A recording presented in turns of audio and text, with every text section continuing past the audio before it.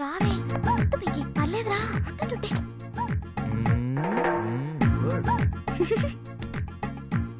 నువ్వు రానందు.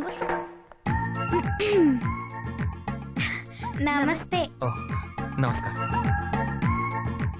ఓ మీరు బొమ్మలు కూడా వేస్తారా? అప్పుడప్పుడు వేస్తుంటాను. కుక్క వల్లే బాగుంది కదక్క. అది కుక్క కదండి, గుర్రం. గుర్రమా? కొన్ని గుర్రాలు కుక్కలా ఉంటాయి, నీకు తెలియదులే.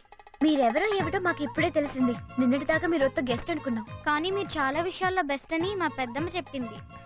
ఏదో ఆవిడ అభిమానం. I'm Pinky, 9th standard, A section, little floss convent, west Marredpally, Secunderabad. Pin code గుర్తులేదా? దీని పేరు నందిని, అందరూ నందు అంటారు. లాస్ట్ ఇయర్ BSc అయింది, ఈ ఇయర్ పెళ్లి చేసుకోబోతుంది. నెక్స్ట్ ఇయర్ ఏం చేద్దాం అనుకుంటున్నారు? మా గురించి ఎందుకులేండి, మీ గురించి చెప్పండి. ఐఎమ్ వెంకీ. అదే మీ పూర్తి పేరా? Yes Pinky, just Venky. మీరేం చేద్దాం అనుకుంటున్నారు? నాకు ఊహ తెలిసిన దగ్గర నుంచి ఒక కలగనివ్వండి, చిన్న కళ.